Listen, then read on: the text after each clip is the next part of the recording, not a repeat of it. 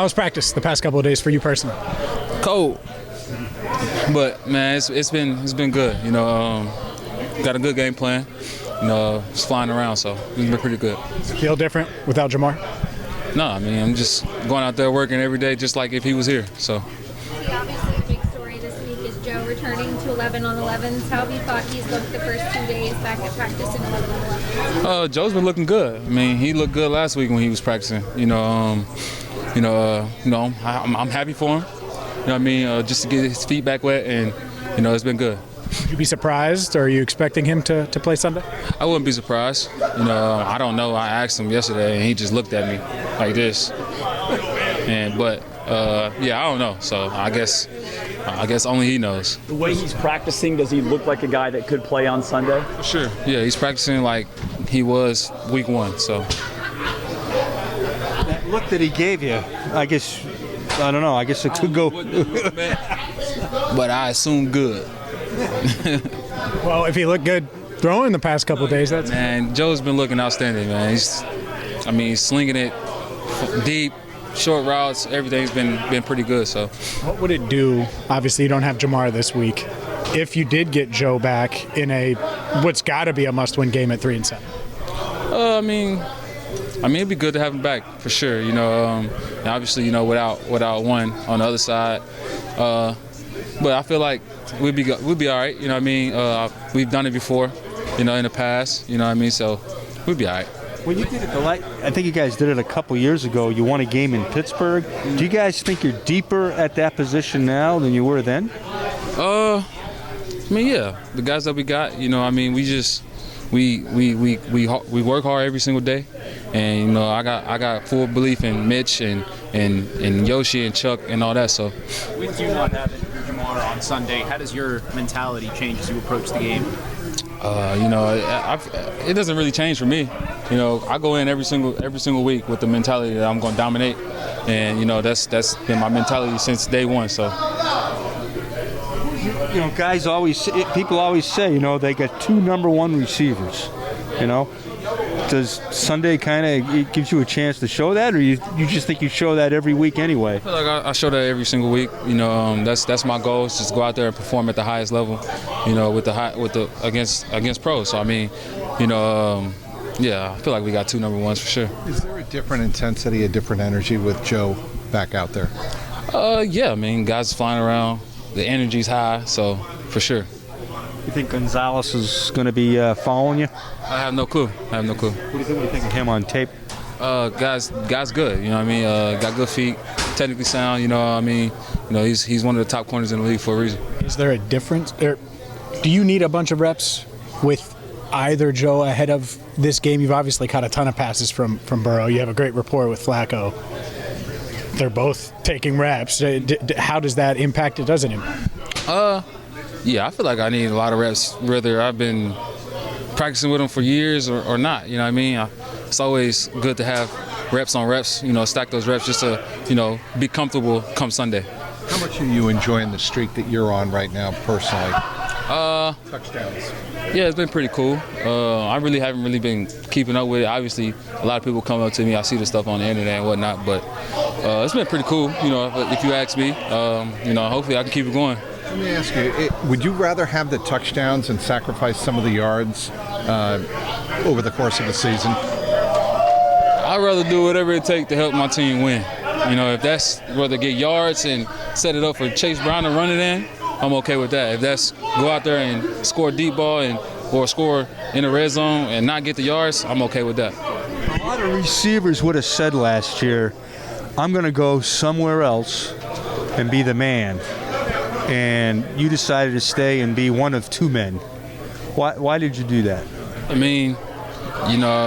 started with these guys, so it was a no-brainer. I'm comfortable in the offense. I know, upstairs to downstairs, so I know everybody inside out. So, it was a no-brainer that I wanted to stay. Obviously, I wanted to stay, and it was good that we was able to come to an agreement upstairs. I don't know if the word easier fits, but is it easier to go through a difficult, more adverse year like you guys are going through when you know everybody, when you know Joe, when you know Jamar so well? Yeah, for sure.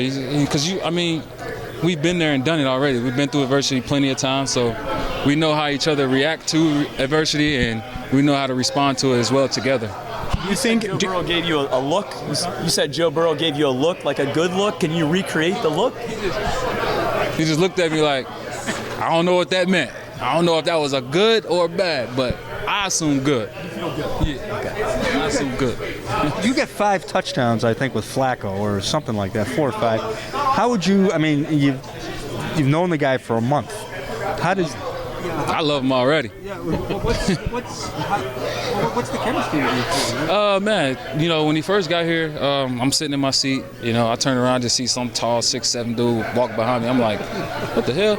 And it's him. I'm like, what's up? I stood up, you know what I'm saying, to introduce myself like I'm supposed to. You know what I'm saying? I'm T, I'm Joe, whatever. And then as we played together more and more, you know, he opened up to us more, and we having more conversations now. So it's been pretty cool getting to know him. it sounds like you'd almost be surprised if Burrow wasn't out there Sunday?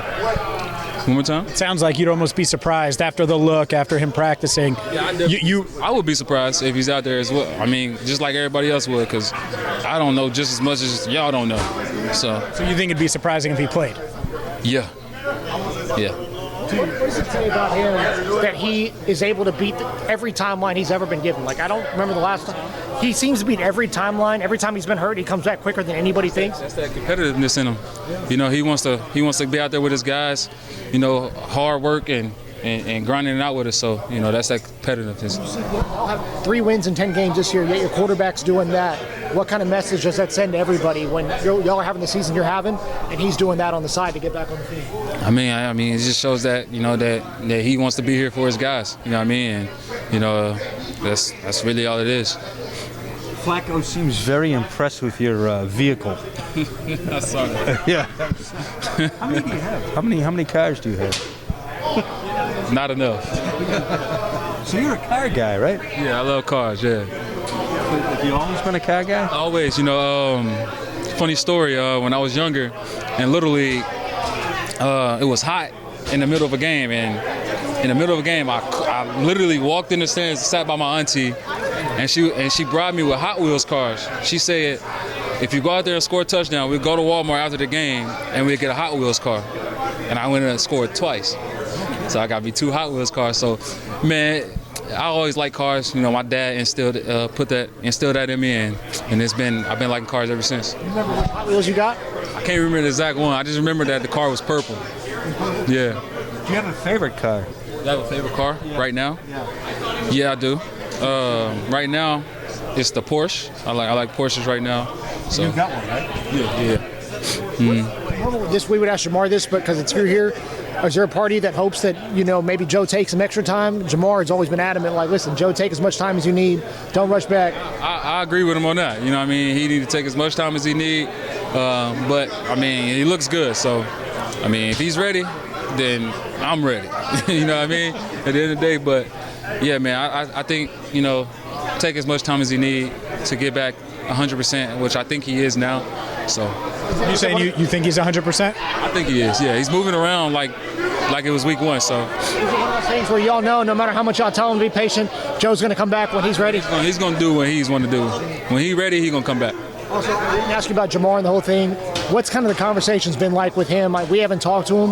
What's he been like over these last few days? I haven't really spoke to him much. You know, I try to let him, you know, just be to himself a little bit. You know, let him digest the whole thing, whatever. But, you know, my message to him was, you know, obviously he can't be around or whatever. You know, I just want him to, you know, stay on his feet, try to work out a little bit so he can be ready for next week's game. Could this be kind of a learning moment for him, kind of a next step? He's working so hard to be a leader. Can this be one of these things that he can kind of learn from and kind of develop from? I mean, yeah, for sure.